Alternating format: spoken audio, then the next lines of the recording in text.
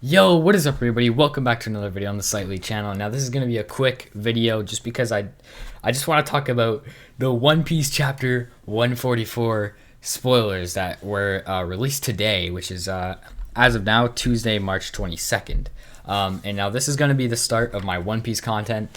I'm going to be doing chapter reviews and other kind of things I feel like doing, but I feel like this was a good place to start that type of content. So all of these spoilers that I'll be referring to in this video come from Oro Japan 1 on Twitter. I'll link his Twitter in the description below. His or her, I don't know the gender, don't want to assume anything. Big thank you to them because, you know, this is some crazy fucking spoilers. After chapter 143, man, let's just get into it. So the chapter is called Liberation Warrior, and I'll be doing a review to it similar to my Boruto and Dragon Ball reviews. But the first major thing I want to talk about is the spoiler that the Gorosei. So the Gorosei are having a conversation in Moises Roche, and the world government has always tried to get the Gomu Gomu no Mi, but they have not been able to for 800 years.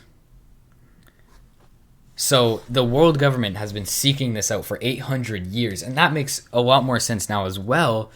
Why his punishment was so bad for losing the Gomu Gomu no Mi, because, you know, that fruit, they finally had it. CP9, who's who, finally grabbed the fruit, and we're finally gonna get it, and then he lost it to Shanks. So that's really interesting that they've been looking for 800 years since the Void Century, and they still have not been able to find it.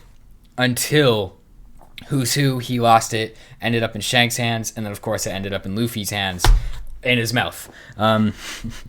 But okay, so and then he said it seems as if that, now this is in Japanese, so that Akuma no Mi ran away from them, and then a member of the Gorosei says that he is not crazy since the zone fruits have a mind of their own.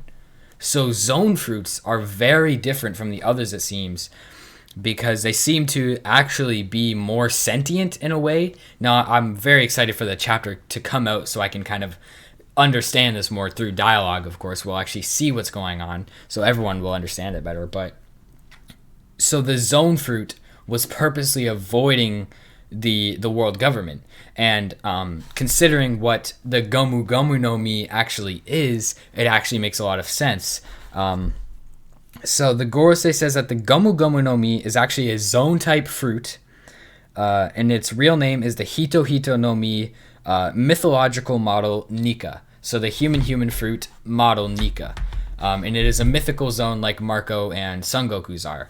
That is crazy. So Nika was first mentioned, I don't know when Nika was first mentioned, but it was first shown in chapter 1014, I believe. And it was the silhouette, and it's the sun god Nika.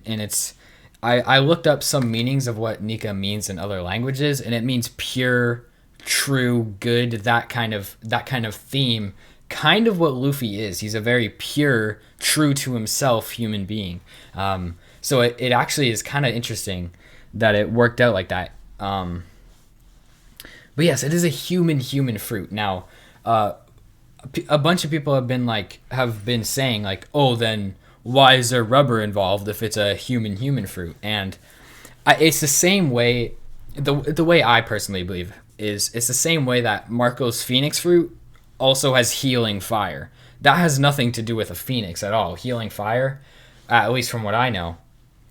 But because it's a mythical zone, there's like an extra ability that comes with it, as well as the ability to transform into that animal. That's the way I've personally interpreted it up to this point.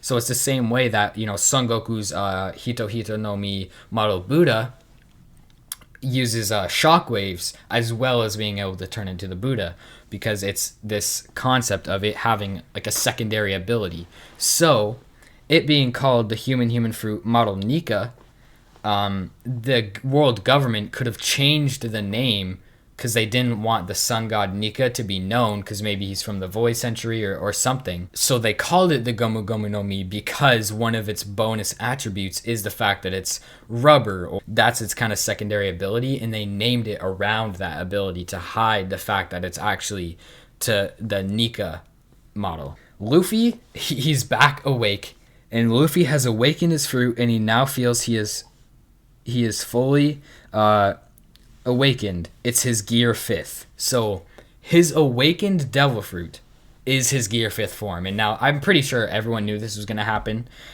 We just thought it was going to be with the Gomu Gomu no Mi, not the Hito Hito no Mi model Nika. But that is awesome. So we're getting gear 5th in this chapter. We're finally going to get gear 5th. We all knew it was going to come. So it's very interesting that this is going to be gear 5th. I'm very excited to see the powers. And there's actually a spoiler here where Luffy vs. Kaido commences. And Luffy grabs Kaido from the roof and takes him upstairs, and then continues to attack him. So he's treating him like his bitch. Okay, he's smacking that bitch Kaido out of here. And then Luffy grabs the ground and transforms it into rubber to return a Bolo breath to Kaido. So that is interesting. That is very interesting. So it is, that does actually follow along with what we know about awakenings, kind of. We know that Doflamingo's string fruit, he turned the environment into string.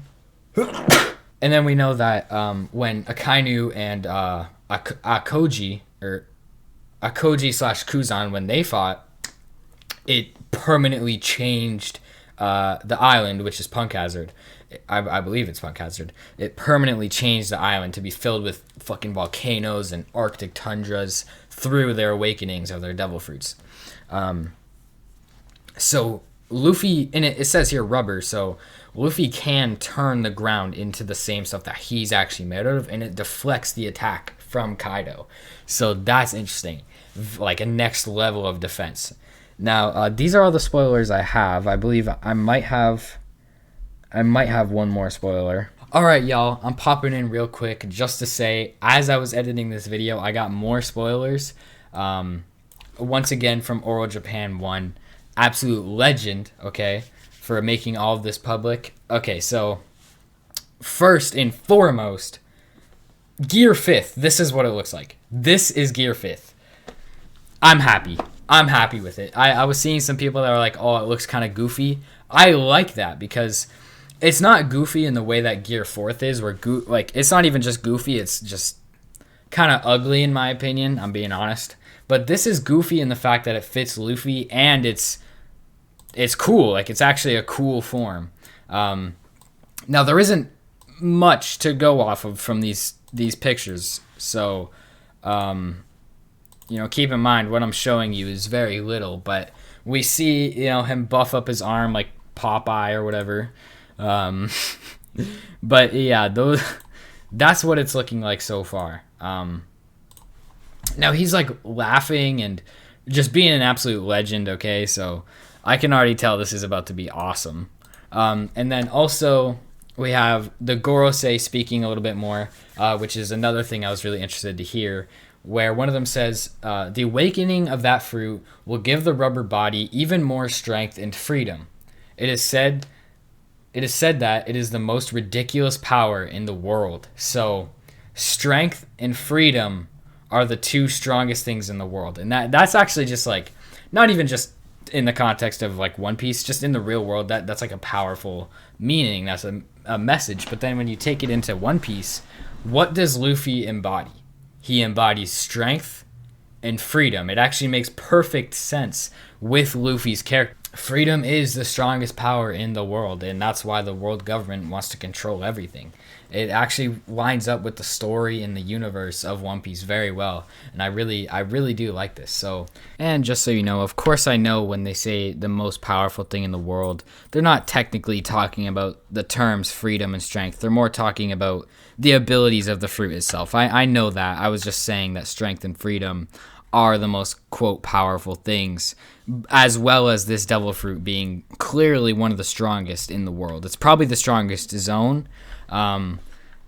Pretty safe to say that. It's probably the strongest and one of the rarest. Those are the new spoilers. I hope you guys enjoyed the images. Once again, check out Oro Japan 1 and follow his backup account too. Why not?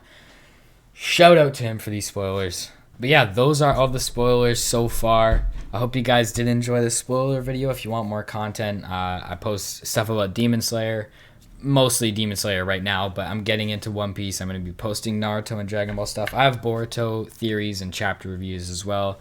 So if you're interested in any of that and further One Piece content, stick around because that is coming.